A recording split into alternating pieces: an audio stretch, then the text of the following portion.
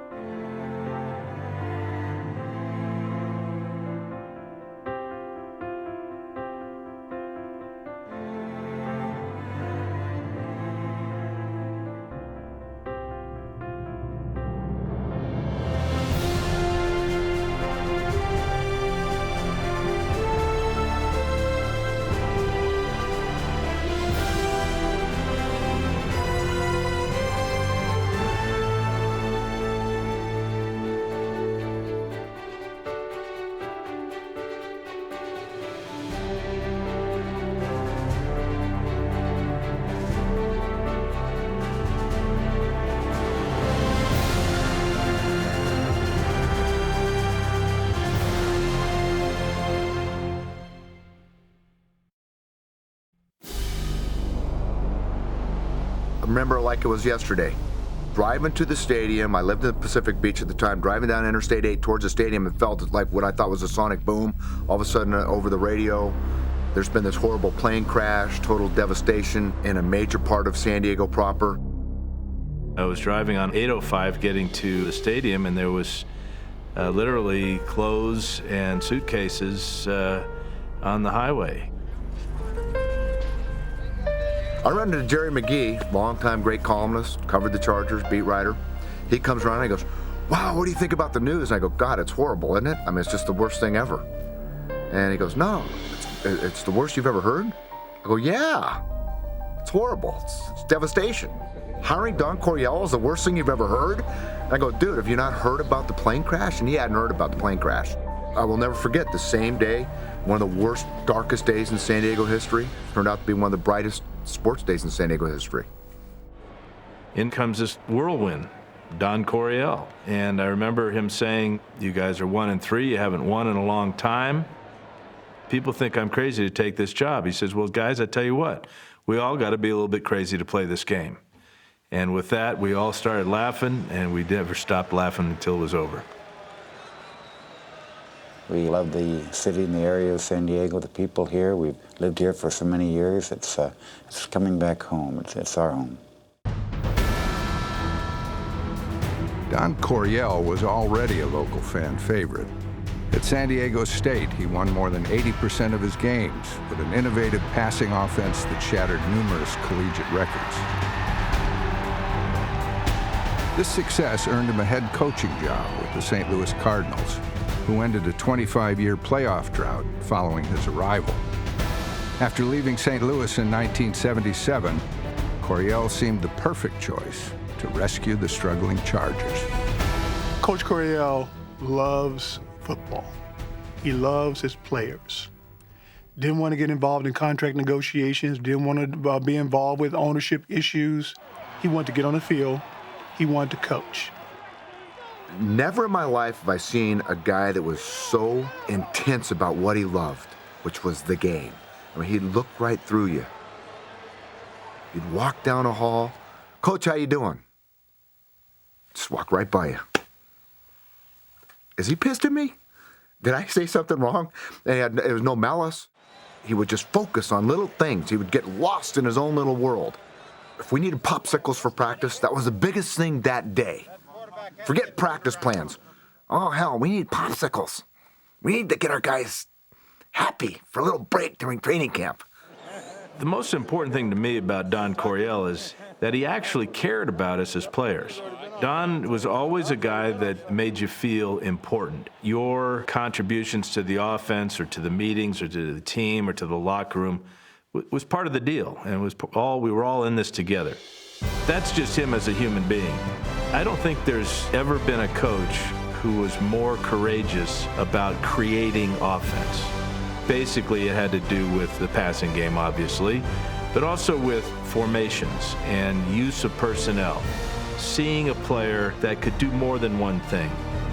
Maybe this tight end could line up outside wide and create a mismatch, like Kellen Winslow.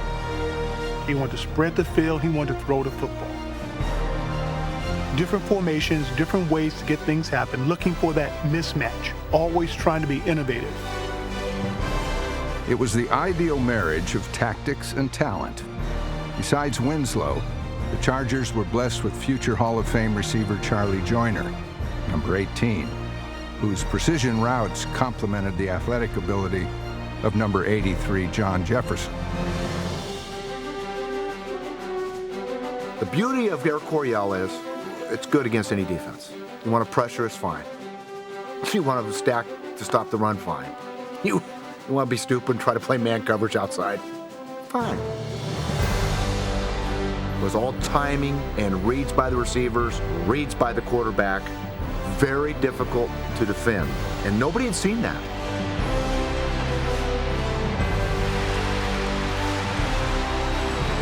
In 1978, Air Coryell propelled the Chargers to their first winning season in nearly 10 years. By 1979, Jack Murphy Stadium was running on Charger power.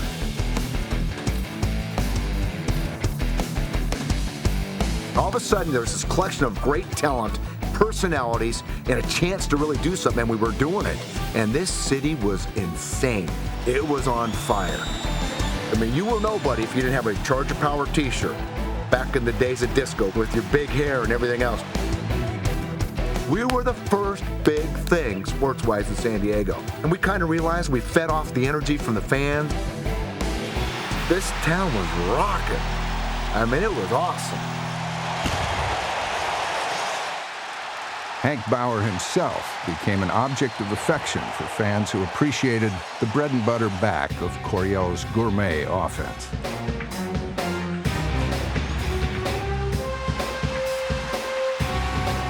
We started putting him in short yard situations because he would just take the ball and dive headfirst into anything. And oftentimes that anything was the end zone, so that was good, and the fans liked that. And he'd get up and jump around, and in those days, not a lot of guys jumped around after they scored and celebrated, but Hank was so excited to get in the game and then excited to get into the end zone. It's not easy being 23, 24 years old and being totally bald. In those days, nobody was shaving their heads. He was just, follically challenged. Like Pat Kernan and Louis Kelter used to tell me, short, white, and bald is no way to go through life. Do the best you can, pal. When the Chargers traded for power runner Chuck Muncie, Bauer's role evolved from short yardage back to special teams headhunter. I think anybody that is worth their salt should be wanting to play their position. But you got guys like Muncie and Brooks who are the best in the world at what they do. Hey, I'll sit and wait my turn. When they need me, I'll go. But if I want to be on the special teams, I want to be the best at whatever I do. I just want to get out and hit people, that's all. That's when special teams players were just starting to get noticed. I mean, how can you not notice a guy that's making every tackle? I mean, Hank was all over the place. I look back at the numbers, and it's crazy. It's crazy numbers. In '81, we had 119 returns against us. I made 52 tackles, which is still an NFL record. I think the guy that made the Pro Bowl last year had 18. You have to have a Hank Bauer on your football team, an overachiever, because then it forces people who are gifted, that natural ability, to ask themselves, why am I not working harder? He's a guy who pushes everybody else. Let's go right now, baby. Let's go. Bauer's energy inspired the team, but the recognized leader of the San Diego Chargers was their quarterback. Dan Fouts wore a hat all week long, MFIC, in charge, and he was definitely that. He knew it, we knew it, the smartest, toughest quarterback I have ever seen. 11, that's okay. 11. I feel a little bit embarrassed looking back on it and hearing these stories about what a tough means SOB I might have been in the huddle at times. Damn it. Son of a out of here. I think they realized that I was just trying to get us all on the same page, get in the end zone. Bounce the quarterback, fires it downfield, a touchdown. I really didn't make myself clear. I meant. Well, I think I understood you. Did you? Is that what you wanted, a touchdown? I wanted it. We were a better football team when Dan Fouts stepped in the huddle. No doubt about it. Everybody played harder because they didn't want to disappoint Dan. He expected perfection from everybody. And when you didn't do those things, he would tell you. Work the middle, True. Work the middle on that. Cut your split down, work the middle. Whether it was a running back for missing a blitz or not, being where they're supposed to be, whether it was a receiver. And Dan and I had our, little tips from time to time. Come on, run out of the brakes now. Lead it on. Run out of the brake. That's what I'm doing. You run out of the brake. I'm running out the break. Tippy towing like a. You don't like it, find another damn tight end. I will. And you're out of here. You're out of here. So when he would yell at me, sometimes I would yell back at him, but there was a mutual respect. There was never anything ill-intended about it. That moment of conflict made us a better unit. Good job, Kel. Way to fight in there for me, babe. Way to go, Jimmy. When Dan Fouts was in the huddle, we believed we could do anything.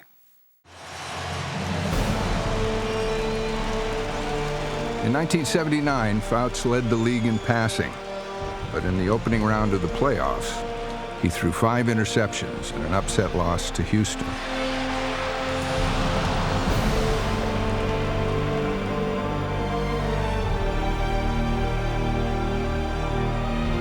For them to come into San Diego and beat us as they did, you got to give them credit. Wish I had played better. We were just off, and I was just off a lot. A year later, the Chargers reached the conference title game, but fell short against the eventual world champion Raiders.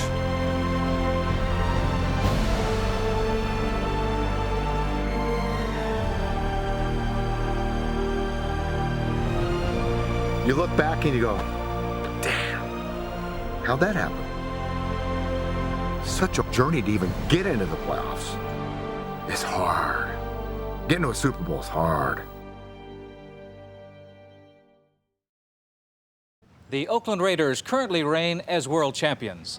But there are those who feel that the team that trains right here in La Jolla, California, the San Diego Chargers, will not only dethrone Oakland as the champions of the AFC, but will go on to win it all in 1981. Well, I wouldn't trade any of our talent with anybody else's. I think that we do have some very talented people, and that talent is maturing now. And I think that with the 2 years now that we've had in the playoffs, that they're going to be a benefit to us this year. San Diego's most skilled pass rusher was future Hall of Famer Fred Dean, number 71. Incredible upper body strength that allowed him to either run around a blocker or use his long arms to move the blocker out of the way. So Fred was really a unique player. But beating up quarterbacks wasn't Fred Dean's only talent. I'm Freddie Dean. People tend to call me mean, 'cause I'm the baddest dude a quarterback has ever seen. Before the day is done, you'll remember number 71. Let's go all the way. We thought we could sing, so why not give it a try? Fred Dean, Leroy Jones, Charles DeJournay came up with a concept of adding John Jefferson and Kellen Winslow, and we formed a group called the High Five. We're gonna win. And the name of the album was The Other Side of Us. Of course, this is one side being a football player, the other side is the singers, the crooners, et cetera, et cetera. I think we sold maybe 100 albums. I think I bought 99 of those.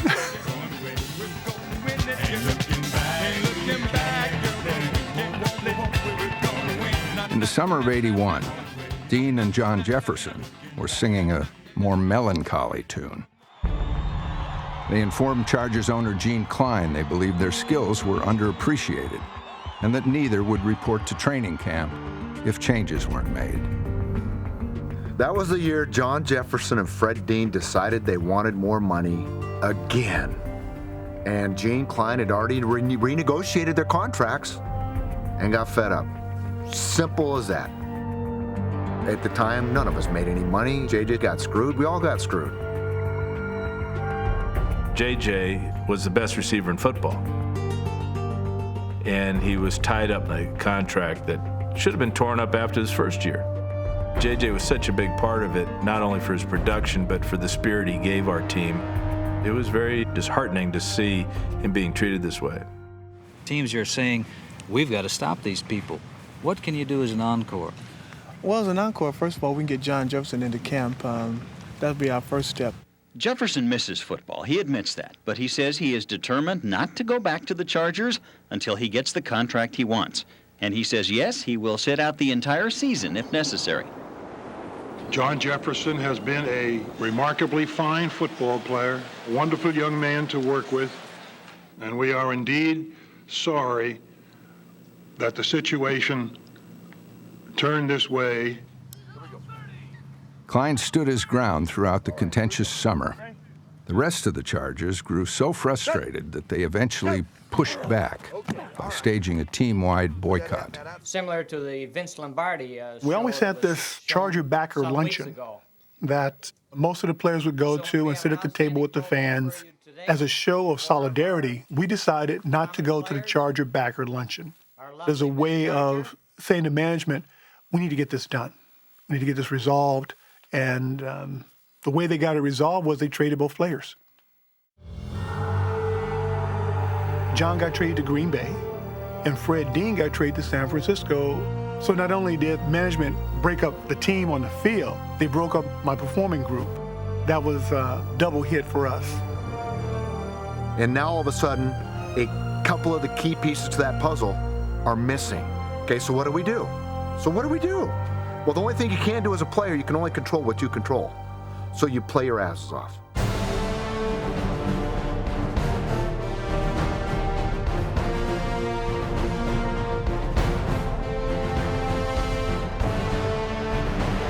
The Chargers moving the ball here early in the first period. James Brooks, right side, touchdown, San Diego. And we did it all that night. We put it together. Oh, boy. And I got to score my last NFL touchdown right there in front of the dog pound. You know, it was our statement to let people know, okay, we lost a couple guys, but hey, don't give us up for dead yet.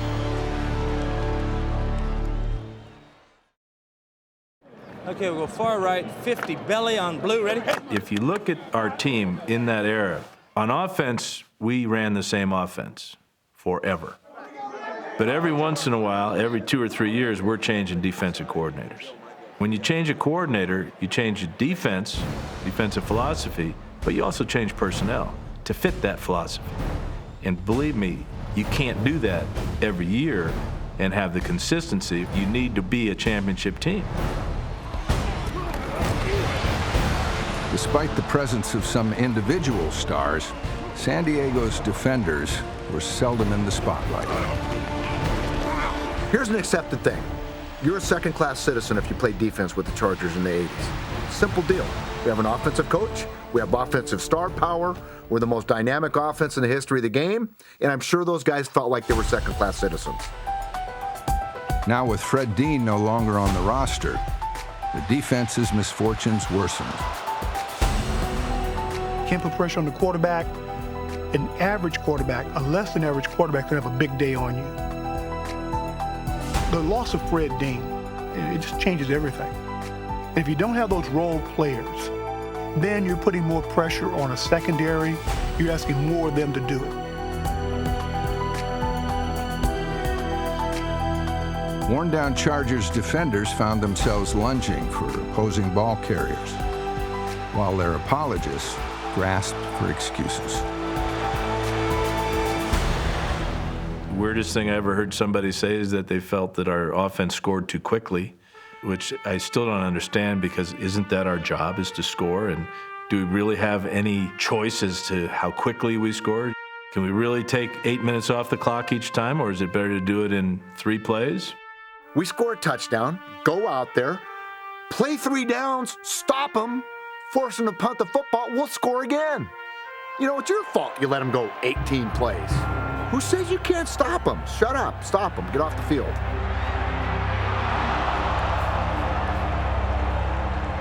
San Diego's problems weren't just on defense. The offense was getting by with backup receivers, but still not compensating for the loss of John Jefferson. It was the long-term approach that we were concerned about, of not having a receiver of that quality throughout the entire year. You can always cover things up for a couple of weeks, but over 16 games, it's going to show. You let management know, we need help. You want to win it all, or are you in it for the money? Well, we want to win it all. So help us out here, will you? And I'll tell you what, they helped us out. They helped us out. I would have never thought in my wildest dreams that you could replace John Jefferson, but you did. A couple of members of the media came out and told me that they had just traded for Wes Chandler. I remember saying in that very flippant way, that very flippant mouth I had at the time and still do, is it's about time they did something right. The players and the organization as a whole has really adapted to me. They took me in and made me a part of this big, happy family. And when you have a pure passer such as Dan Fouts, from a receiving standpoint, it's like dying and going to heaven.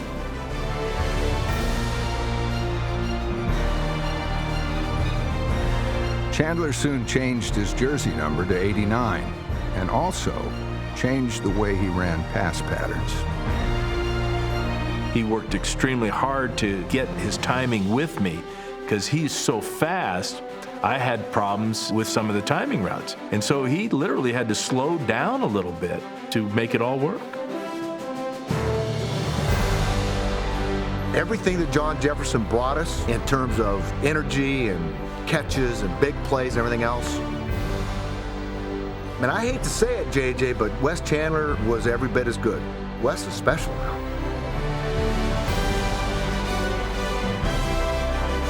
With Chandler in the lineup, the Chargers would set a league record for passing yards.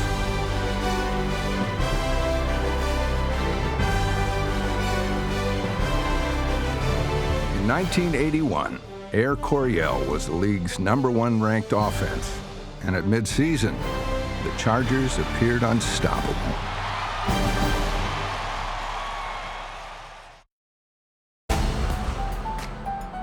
In late October, the first-place Chargers went into a tailspin, losing 3 of their next 4 games. With the ball, will drop back to throw. Fires off into the corner. It's intercepted in the end zone. Louis Braden picks it off. Gets out to the 15.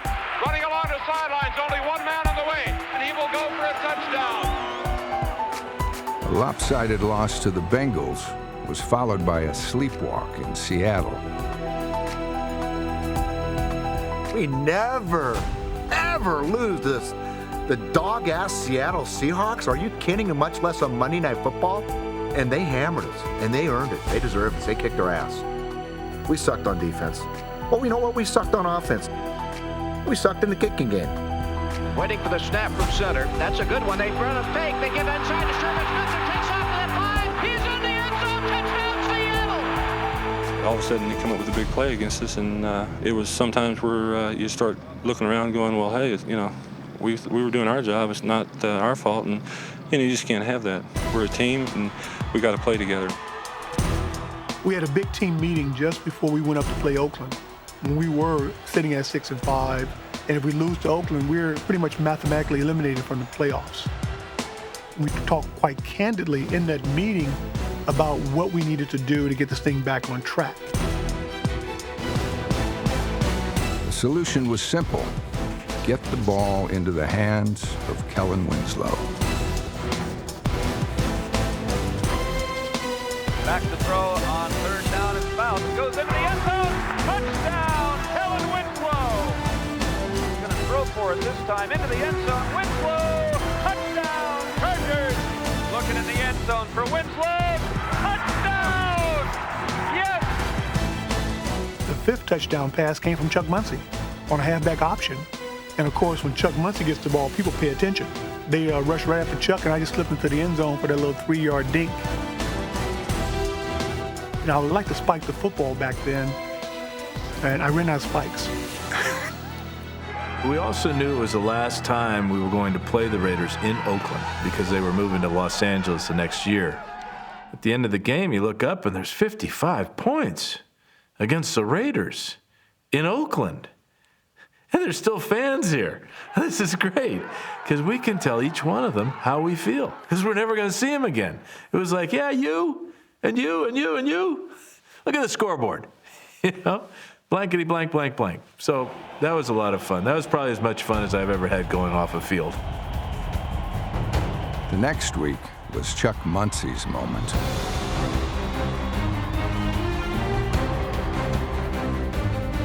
San Diego's Superback scored 4 touchdowns before halftime as the Chargers moved back into first place with a win over Denver. But after a loss to the Bills, the Chargers faced a must-win situation in Tampa. The offense mounted a fourth-quarter comeback that would only be completed if animal preservation activist Rolf Bernerschke could kick a last-second field goal. He had this thing for endangered species. Every field goal, people pledged money. So when he would miss, he'd come to the sideline. We'd all be making animal sounds. Ooh, ooh, ooh, oh, Rolf, feed me. Oh, you're killing us, Rolf. So I just remember before he went out, I said, Rolf, just think about all of the animals that are going to die at the zoo if you don't make this kick. The animals ate well that night, and the Chargers were now 1 win away from clinching the AFC West. It's for the division championship. It's Monday Night Football. It doesn't get any sweeter. This is why you play professional football. Handoff going here to James Brooks in the backfield over right tackle to the 20, to the 15, to the 10, spins out of the grab from Packer at the 5, breaks 2 more tackles, touchdown Chargers! What a run! Back to passes, Trouts again, steps up under pressure, throwing deep to Joyner, great catch! Touchdown Chargers! The Chargers have won the AFC West. They're dancing in the aisles. Bring on the rest of the NFL. Hey, do we have any character? That's all I want to know. Yeah, but do we have any character? We were very focused in the locker room after the game. Relieved, I think, was a big part of it. And what's next is more important because we had failed the 2 previous years. At that point, you've already been in the playoffs. You've already been to a championship game. It's big. It's Monday night. It's the Raiders, but there are bigger things out there.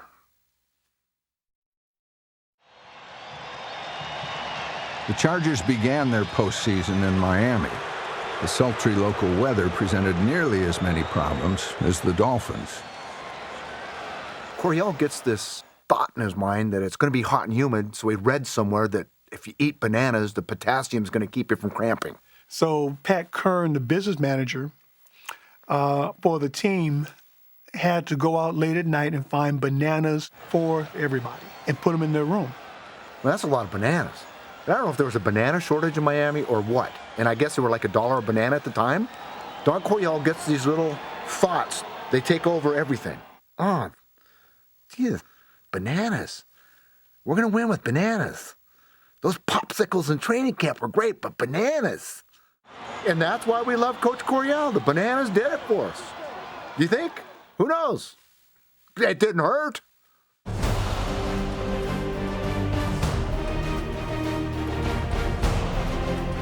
It also didn't hurt to have Wes Chandler on special teams.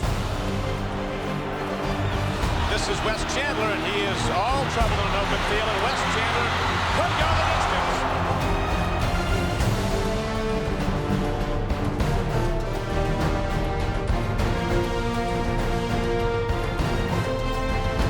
Great coaching by Mark Braden, our special teams coach. We put Wes in it as a short return man. He wasn't a return man. My job was to peel out to the outside and kick out the contain man. I couldn't have broken a pane of glass with that block. But I got between me and the guy. All of a sudden, I just felt this whoosh right under my butt. And there he goes, off to the races.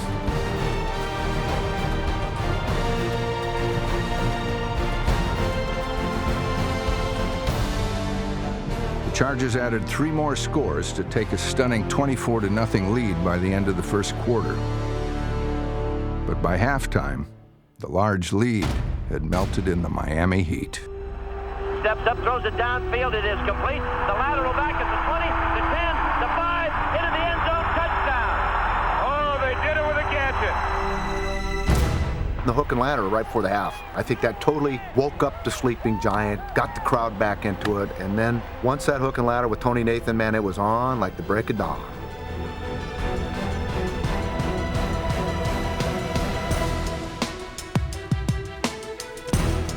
The Chargers stormed back, led by their tight end. Kellen Winslow loves to play, and he loves being the star. And we loved him being the star because when he was, we were going to do just fine.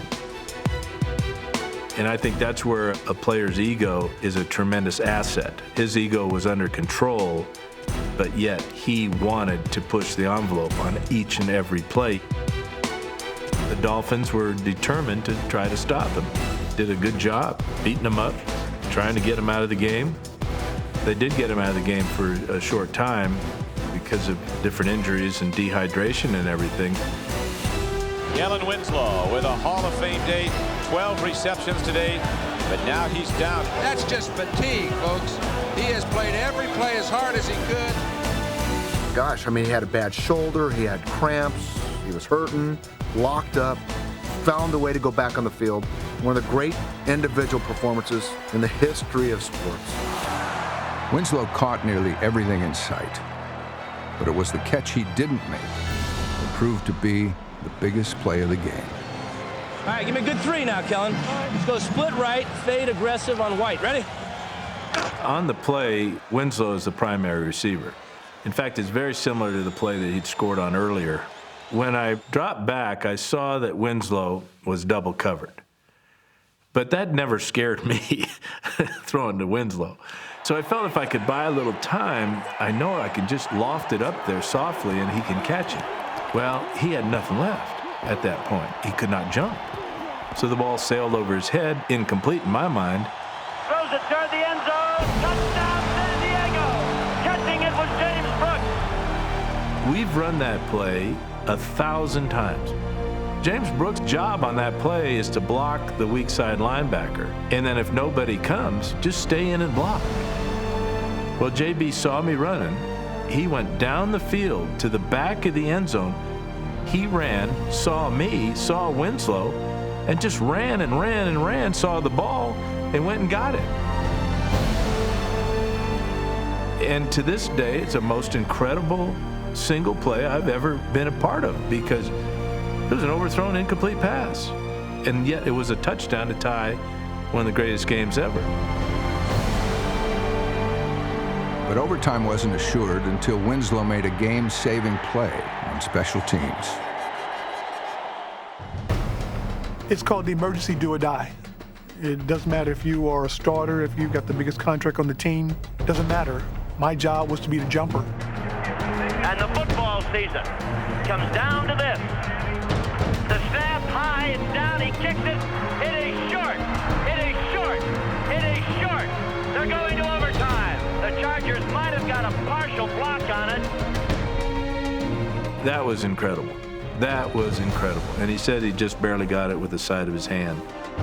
At the time, I thought I was soaring, just hanging up there like Michael Jordan, waiting for the ball to come up so I could swat it down, and then I would drift slowly back down to the ground. But when I look at it on film, I mean, you probably could have slid a credit card under my head. I wasn't very high at all. This epic battle had become a war of attrition.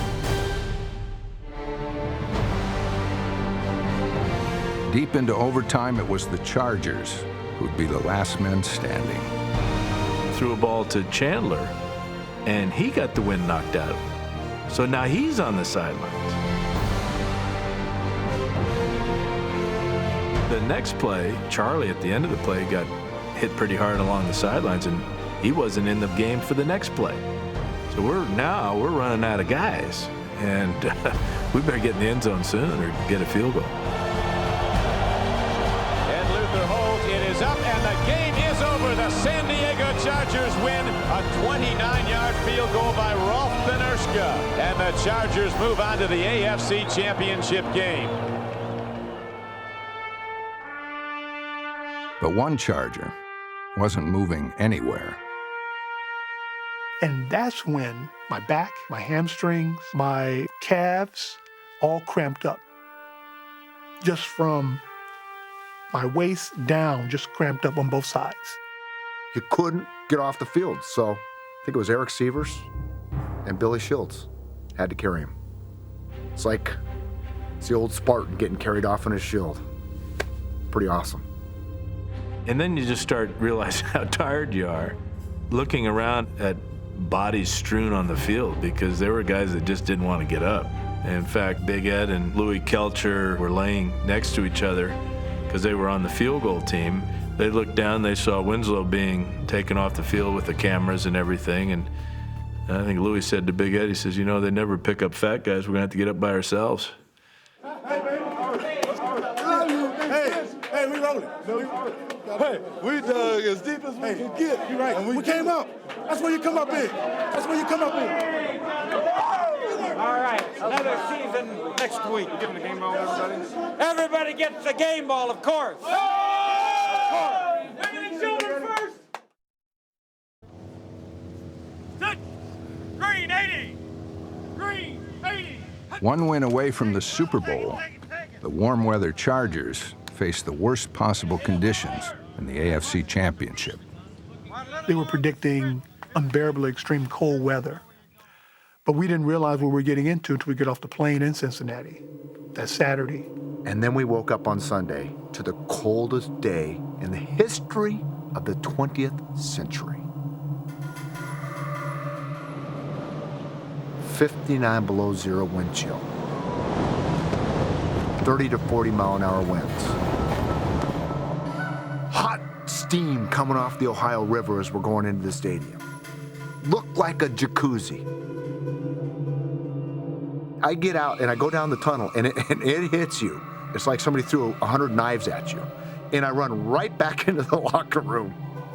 And everybody's going, what's up? And I go, well, first of all, start taking off everything you're putting on, because A, you can't move, and B, not gonna help. I still have frostbite in my right big toe because of that.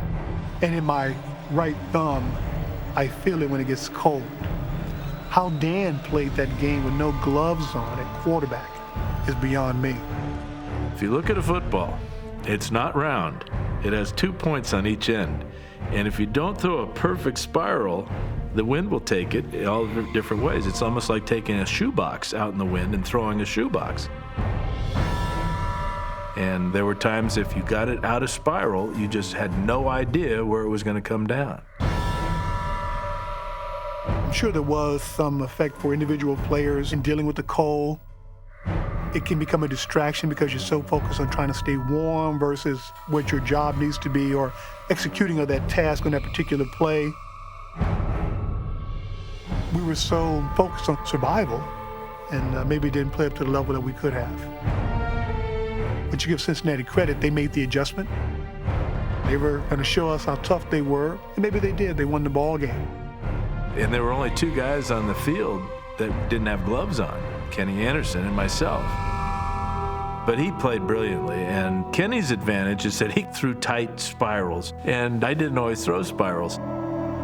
In my mind, that was the biggest part of us losing the game. Anderson back to throw. Looks down into the end zone. Touchdown! M.L. Harris. We were disappointed.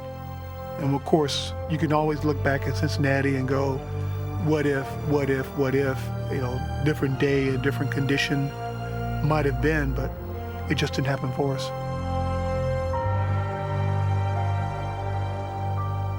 And going to the airport and not being able to fly out for 3 hours because they couldn't de-ice the plane. And we sat in Covington, Kentucky, in the airport with nothing open.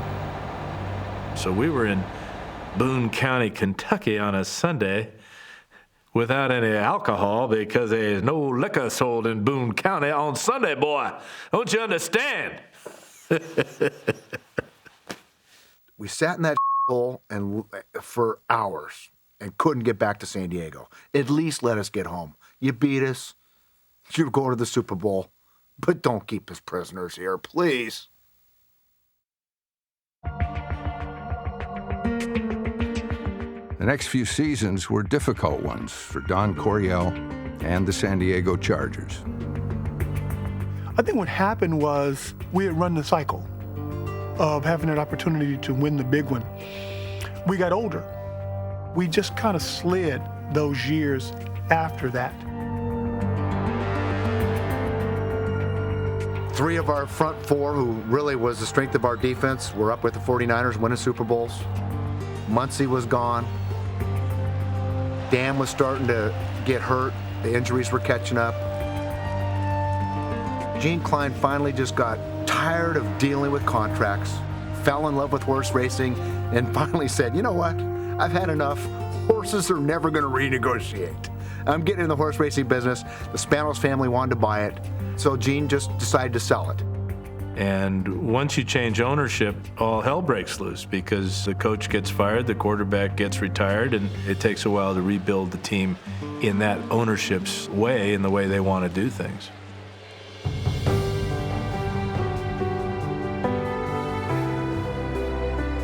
With all due respect to the 49ers, Dallas Cowboys, who also ran our offense, and on and on and on, I in my heart believe that we had the greatest offense in the history of the National Football League. We changed the way people play defense. They had to change philosophy playing defense because of us. There are teams today still running that offense, the same terminology, that won Super Bowls with that. St. Louis Rams, when they won Super Bowl, I could step into a St. Louis Rams huddle and run their plays. It's the same offense. To me, the Hall of Fame is about influence on and contribution to the game of pro football. It is my sincere hope that my inclusion to the Hall of Fame helps open the doors for so many others who have not participated in a Super Bowl game. It's not like it's going to define my life or anything, not winning a Super Bowl, but I think about it. I think about it all the time. And to get so close and know that you could have, should have done it, pisses you off, hurts. It's the Holy Grail. It's how your career is measured, whether you won a ring or not. If you have won a ring, you go into a very elite group. We were never able to step into that elite group. I mean, how big is winning a Super Bowl? How big is it? Well, merely from a football point of view, it's the biggest thing in your life. We'll be judged based upon our failures, but also upon our entertainment value and how people remember us. People remember the San Diego Chargers as a team that they enjoyed watching. All I care about is the fans. And if they liked it, great. Some will be critical, some will say, they never won the big one. But you know what? We tried, and we had fun trying. We did leave our mark. We will not be forgotten.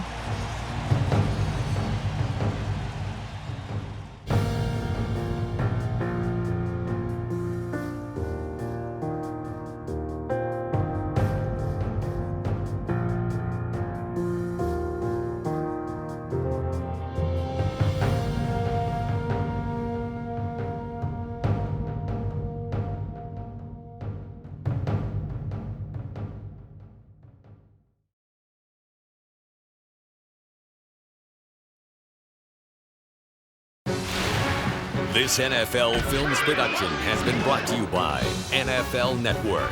Watch the National Football League 24 hours a day on NFL Network.